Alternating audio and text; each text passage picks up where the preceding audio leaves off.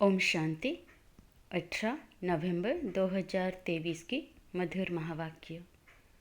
मीठे बच्चे, मनुष्य को देवता बनाने की सर्विस का तुम्हें बहुत बहुत शौक होना चाहिए, लेकिन इस सर्विस के लिए स्वयं में हड्डी धारणा चाहिए। प्रश्न: आत्मा मेली कैसे बनती है? आत्मा पर कौन सी मेल चढ़ती है? उत्तर: मित्र संबंधियों की याद से आत्मा मेली बन जाती है। पहले नंबर का किचड़ा है देह अभिमान का, फिर लोभ मोह का किचड़ा शुरू होता है। यह विकारों की मेल आत्मा पर चढ़ती है। फिर बाप की याद भूल जाती है, सर्विस नहीं कर सकते हैं। गीत तुम्हारे बुलाने को जी चाहता है। ओम शांति।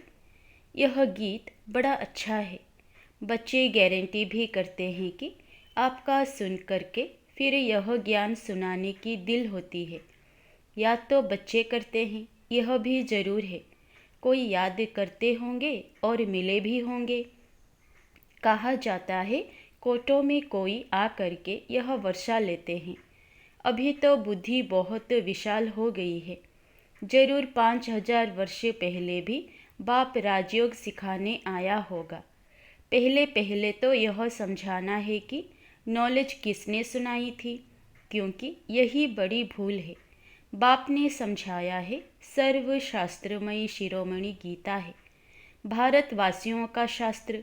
सिर्फ मनुष्य यह भूल गए हैं सर्व शास्त्रमयी गीता किसने गाई और उससे कौन सा धर्म स्थापन हुआ। बाकी गाते जरूर हैं, हे भगवान आप आओ। भगवान तो जरूर आते ही हैं, नई पावन दुनिया की रचना रचने। दुनिया का ही तो फादर है ना। भक्त गाते भी हैं, आप आओ तो सुख मिले या शांति मिले। सुख और शांति दो चीज़ें हैं। सतयुग में जरूर सुख भी है, बाकी सब आत्माएं शांति देश में हैं। यह परिचय देना पड़े। नई दुनिया में नया भारत राम राज्य था, उसमें सुख है, तब तो राम राज्य की महिमा है। उसको राम राज्य कहते हैं तो इनको रावण राज्य कहना पड़े, क्योंकि यहाँ दुख है, वहाँ सुख है। बाप आकर सुख देते हैं, बाकी सबको शांति धाम में शांति मिल जाती है। शांति और सुख का दाता तो बाप है ना। यहाँ है अशांति दुख, तो बुद्धि में यह ज्ञान टपकना चाहिए। इसमें अवस्था बड़ी अच्छी चाहिए। ऐसे तो छोटे बच्चों को भी सिखलाया जाता है, परंतु अर्थ तो समझा न सके। इसमें हड्डी धारणा चाहिए, जो कोई फिर प्रश्न पूछे तो समझा भी सके। अवस्था अच्छी चाहिए, नहीं तो कभी देहाभिमान में, कभी क्रोध मोह में गिरते रहते हैं। लिखते भी हैं, बाबा आज हम क्रोध में गिरा, आज हम लोभ में गिरा। अवस्था मजबूत हो जाती है तो गिरने की बात ही नहीं रहती। बहुत शौक रहता है मनुष्य को देवता बनाने की सर्विस करे। गीत भी बड़ा अच्छा है, बाबा आप आएंगे तो हम बहुत सुखी हो जाएंगे। बाप को आना तो जरूर है, नहीं तो पतित सृष्टि को पावन के कौन बनाए। श्री कृष्ण तो देहधारी है, उनका व ब्रह्मा विष्णु शंकर का नाम नहीं ले सकते। गाते भी हैं पतित पावन आओ, तो उनसे पूछना चाहिए यह तुमने किसके लिए कहा। पतित पावन कौन है और वह कब आएगा? पतित पावन वह है, उनको बुलाते हो तो जरूर। यह पतित दुनिया है। पावन दुनिया सतयुग को कहा जाता है। पतित दुनिया को पावन कौन बनाएंगे? गीता में भी है, बरोबर भगवान ने ही राजयोग सिखाया और इन विकारों पर ही जीत पाई। काम महाशत्रु है। पूछना पड़ता है कि यह किसने कहा कि मैं राजयोग सिखाता हूँ? काम महाशत्रु है। यह किसने कहा कि मैं सर्वव्यापी हूँ? किस शास्त्र में लिखा हुआ है? किसके लिए कहा जाता है पतित पावन? क्या पतित पावनी गंगा है या और कोई है? गांधी जी भी कहते थे पतित पावन आओ। गंगा तो हमेशा है ही, वह कोई नहीं कोई नई नहीं है। गंगा को तो अविनाशी कहेंगे, बाकी सिर्फ तमोगुणी तत्व बन जाते हैं तो उनमें चंचलता आ जाती है, बाढ़ कर देते हैं, अपना रास्ता छोड़ देते हैं। सतयुग में तो बड़ा रेगुलर सब चलता है, कम जास्ती बारिश आदि नहीं पड़ सकती, वहाँ दुख की बात नहीं। तो बुद्धि में यह रहना चाहिए कि पतित पावन हमारा बाबा ही है। पतित पावन को जब याद करते हैं तो कहते हैं, हे भगवान, हे बाबा। यह किसने कहा? आत्मा ने। तुम जानते हो पतित पावन शिव बाबा आया हुआ है। निराकार अक्षर जरूर डालना है, नहीं तो साकार को मान लेते हैं। आत्मा पतित बनी हुई है, यह कह नहीं सकते कि सब ईश्वर हैं। अहम ब्रह्मस्मि या शिवोहम कहना बात एक ही है, लेकिन रचना का मालिक तो एक ही रचता है। भल मनुष्य और कोई लंबा चौड़ा अर्थ करेंगे, हमारी बात तो है ही सेकंड की। सेकंड में बाप का वर्षा मिलता है। बाप का वर्षा है स्वर्ग की राजाई, उनको जीवन मुक्ति कहा जाता है। यह है जीवन बंध। समझाना चाहिए, बरोबर जब आप आएंगे तो जरूर हमको स्वर्ग का मुक्ति जीवन मुक्ति का वर्षा देंगे। तब ही लिखते हैं मुक्ति जीवन मुक्ति दाता एक है। यह भी समझाना पड़े। सतयुग में है ही एक आदि सनातन देवी देवता धर्म, वहाँ दुख का नाम नहीं, वो है ही सुखधाम। सूर्यवंशी राज्य चलता है, फिर त्रेता में है चंद्रवंशी राज्य, फिर द्वापर में ही इस्लामी बोधि आएंगे। सारा पाठ नोंधा हुआ है, एक बिंदी जैसी आत्मा में और परमात्मा में कितना पाठ नोंधा हुआ है। शिव के चित्र में भी यह लिखना पड़ता है कि मैं ज्योतिर्लिंगम जितना बड़ा नहीं हूँ, मैं तो स्टार मिसल हूँ। आत्मा भी स्टार है, गाते भी हैं, भ्रिकुटी के बीच में चमकता है अजब सितारा, तो वो हो आत्मा ही ठहरी। मैं भी परमपिता परम आत्मा हूँ, परंतु मैं सुप्रीम पतित पावन हूँ। मेरे गुण अलग है, तो गुण भी सब लिखने पड़े। एक तरफ शिव की महिमा, दूसरे तरफ श्री कृष्ण की महिमा। अपोजिट बातें हैं, अक्षर अच्छी रीति लिखना पड़े, जो मनुष्य अच्छी रीति से पढ़कर समझ सके। स्वर्ग और नरक, सुख और दुख, चाहे श्री कृष्ण का दिन और रात कहो, चाहे ब्रह्मा का कहो। सुख और दुख कैसे चलता, यह तो तुम जानते हो। सूर्यवंशी है 16 कला, चंद्रवंशी है 14 कला। वह संपूर्ण सतो प्रधान, वह सतो। सूर्यवंशी ही फिर चंद्रवंशी बन जाते हैं। सूर्यवंशी फिर त्रेता में आएंगे तो जरूर चंद्रवंशी कुल में जन्म लेंगे, भल राजाई पद लेते हैं। यह बातें बुद्धि में अच्छी रीति बिठानी चाहिए। जो जितना याद में रहेगा, देही अभिमानी होगा तो धारणा होगी, वह सर्विस भी अच्छी करेंगे। स्पष्ट कर किसी को सुनाएंगे, हम ऐसे बैठते हैं, ऐसे धारणा करते हैं, ऐसे समझाते हैं, ऐसे ऐसे विचार सागर मंथन करते हैं। औरों को समझाने के लिए सारा समय विचार सागर मंथन चलता रहेगा। जिनमें ज्ञान नहीं, उनकी बात तो अलग है। धारणा नहीं होगी, धारणा होती है तो सर्विस करनी पड़े। अभी तो सर्विस बहुत बढ़ती जाती है, दिन प्रतिदिन महिमा बढ़ती जाएगी। फिर तुम्हारी प्रदर्शनी में भी कितने आएंगे, कितने चित्र बनाने पड़ेंगे, बहुत बड़ा मंडप बनाना पड़े। यूँ तो इसमें समझाने के लिए एकांत चाहिए। हमारे मुख्य चित्र है ही झाड़, गोला, और यह लक्ष्मी नारायण का चित्र। राधे कृष्ण के चित्र से इतना समझ नहीं सकते कि यह कौन है। इस समय तुम जानते हो कि हमको अब बाप ऐसा पावन बना रहे हैं। सब तो एक जैसे संपूर्ण ही बनेंगे। आत्मा पवित्र होगी, बाकी ज्ञान थोड़े ही सब धारण करेंगे। धारणा नहीं होती तो समझा जाता है यह कम पद पाएंगे।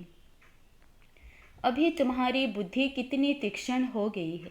नंबरवार तो हर क्लास में होते ही हैं, कोई तीखे कोई ढीले, यह भी नंबरवार हैं। अगर कोई अच्छे आदमी को 3rd ग्रेड समझाने वाले मिल जाएं तो वह समझेंगे यहाँ तो कुछ है ही नहीं। इसलिए पुरुषार्थ किया जाता है कि अच्छे आदमी को समझाने वाला भी अच्छा दिया जाए। सब तो एक जैसे पास नहीं होंगे, बाबा के पास तो लिमिट है। कल्प कल्प इस पढ़ाई की भी रिजल्ट निकलती है। मुख्य 8 पास होते हैं, फिर 100, फिर है 16,000, फिर प्रजा, उनमें भी साहूकार गरीब सब होते हैं। समझा जाता है इस समय यह किस पुरुषार्थ में है, किस पद को पाने लायक हैं। टीचर को पता तो पड़ता है, टीचर्स में भी नंबरवार होते हैं। कोई टीचर अच्छा है तो सब खुश हो जाते हैं कि यह पढ़ाते भी अच्छा है, प्यार भी अच्छा करते हैं। छोटे सेंटर को बड़ा तो कोई बड़ा टीचर ही बनाएगा ना। कितना बुद्धि से काम लेना पड़ता है। ज्ञान मार्ग में अति मीठा बनना है। स्वीट तब बनेंगे जब मीठे बाप के साथ पूरा योग होगा तो धारणा भी होगी। ऐसे मीठे बाबा से बहुतों का योग नहीं है, समझते ही नहीं। गृहस्थ व्यवहार में रहते बाप से पूरा योग लगाना है। माया के तूफान तो आएंगे ही। कोई को पुराने मित्र संबंधी याद आएंगे, कोई को क्या याद पड़ता रहेगा। तो मित्र संबंधियों आदि की याद आत्मा को मेला कर देती है। किचड़ा पड़ने से फिर घबरा जाते हैं। इसमें घबराना नहीं है, यह तो माया करेगी, किचड़ा पड़ेगा ही हमारे ऊपर। होली में किचड़ा पड़ता है ना, हम बाबा की याद में रहें तो किचड़ा नहीं रहेगा। बाप को भूले तो पहला नंबर देहाभिमान का किचड़ा पड़ेगा, फिर लोभ मोह आदि सब आएंगे। अपने लिए मेहनत करनी है, कमाई करनी है और फिर आप समान बनाने की मेहनत करनी है। सेंटर्स पर सर्विस अच्छी होती है। यहाँ आते हैं तो कहते हैं हम जाकर प्रबंध करेंगे, सेंटर खोलेंगे, यहाँ से गए खलास। बाबा खुद भी कह देते हैं तुम यह सब बातें भूल जाएंगे। यहाँ तो भट्टी में रहना पड़े जब तक समझाने लायक हो जाएं। शिव बाबा का तो सबसे मीठा कनेक्शन है ना। समझ सकते हैं किस प्रकार की सर्विस करते हैं। स्थूल सर्विस का इजाफा मिलता अवश्य है, बहुत हड्डी सर्विस करते हैं, परंतु सब्जेक्ट तो है ना। उस पढ़ाई में भी सब्जेक्ट होते हैं, तो इस रूहानी पढ़ाई के भी सब्जेक्ट हैं। पहले नंबर की सब्जेक्ट है याद, पीछे पढ़ाई, बाकी सब है गुप्त। इस ड्रामा को भी समझना पड़ता है। यह भी कोई को पता नहीं है कि 1250 वर्ष हर एक युग में है। सतयुग कितना समय था? अच्छा, वहाँ कौन सा धर्म था? सबसे जास्ती जन्म यहाँ किसके होने चाहिए? बौद्धि, इस्लामी आदि इतने जन्म थोड़े ही लेंगे। किसी की बुद्धि में यह बातें नहीं है। शास्त्रवादियों से पूछना चाहिए कि तुम भगवान उवाच किसको कहते हो? सर्व शास्त्रमयी शिरोमणि तो गीता है। भारत में पहले पहले तो देवी देवता धर्म था, उनका शास्त्र कौन सा? गीता किसने गाई? श्री कृष्ण भगवान उवाच तो हो ना सके। स्थापना और विनाश कराना तो भगवान का ही काम है। श्री कृष्ण भला कब आया? अभी किस रूप में है? शिव बाबा के अपोजिट श्री कृष्ण की महिमा जरूर लिखनी पड़ेगी। शिव है गीता का भगवान, उनसे श्री कृष्ण को पद मिला। श्री कृष्ण के 84 जन्म भी दिखाते हैं। पिछाड़ी में फिर ब्रह्मा का एडेप्टेड चित्र भी दिखाना पड़े। हमारी बुद्धि में जैसे 84 जन्मों की माला पड़ी हुई है, लक्ष्मी नारायण के भी 84 जन्म जरूर दिखाने पड़े। रात को विचार सागर मंथन कर और ख्याल चलाना पड़ता है। सेकंड में जीवन मुक्ति मिलती है। इसके लिए हम क्या लिखें? जीवन मुक्ति माना स्वर्ग में जाना। सो तो जब बाप स्वर्ग का रचयिता आए, उनके बच्चे बने, तब स्वर्ग के मालिक बने। सतयुग है पुण्य आत्माओं की दुनिया, यह कलयुग है पाप आत्माओं की दुनिया। वह है निर्विकारी दुनिया, वहाँ माया रावण का राज्य ही नहीं है। भल वहाँ यह सारा ज्ञान नहीं रहता, लेकिन हम आत्मा हैं, यह शरीर बूढ़ा हुआ, इसको अब छोड़ना है, यह तो ख्यालात रहते हैं ना। यहाँ तो आत्मा का भी ज्ञान कोई में नहीं है। बाप से जीवन मुक्ति का वर्षा मिलता है, तो याद भी उनको करना चाहिए ना। बाप फरमान करते हैं मन मना भव। गीता में यह किसने कहा कि मन मना भव? मुझे याद करो और विष्णुपुरी को याद करो, यह कौन कह सकता है? श्री कृष्ण को तो पतित पावन कह ना सके। 84 जन्मों का राज भी कोई थोड़े ही जानते हैं, तो तुम्हें सबको समझाना चाहिए। तुम इन बातों को समझकर अपना और सबका कल्याण करो, तो तुम्हारा मान बहुत होगा। निडर हो, जहाँ तहाँ फिरते रहो। तुम हो बहुत गुप्त, भल ड्रेस बदलकर सर्विस करो, चित्र सदैव पास में हो। अच्छा, मीठे मीठे सिकिलधे बच्चों प्रति माता पिता बाप दादा का याद प्यार और गुड मॉर्निंग। रूहानी बाप की रूहानी बच्चों को नमस्ते। धारणा के लिए मुख्य सार। पहला, मीठे बाप से पूरा योग लगाकर अति मीठा और देही अभिमानी बनना है। विचार सागर मंथन कर पहले स्वयं धारणा करनी है, फिर दूसरों को समझाना है। दूसरा, अपनी अवस्था मजबूत बनानी है, नीडर बनना है, मनुष्य को देवता बनाने की सर्विस का शौक रखना है। वरदान, सदा खुशी की खुराक खाने और खिलाने वाले खुशहाल खुश नसीब भव। आप बच्चों के पास सच्चा अविनाशी धन है, इसलिए सबसे साहूकार आप हो। चाहे सूखी रोटी भी खाते हो, लेकिन खुशी की खुराक उस सूखी रोटी में भरी हुई है, उसके आगे कोई खुराक नहीं। सबसे अच्छी खुराक खाने वाले, सुख की रोटी खाने वाले आप हो, इसलिए सदा खुशहाल हो। तो ऐसे खुशहाल रहो जो और भी देखकर खुशहाल हो जाएं, तब कहेंगे खुश नसीब आत्माएं। स्लोगन, नॉलेजफुल वो है जिसका एक भी संकल्प व बोल व्यर्थ ना जाए। अच्छा, ओम शांति।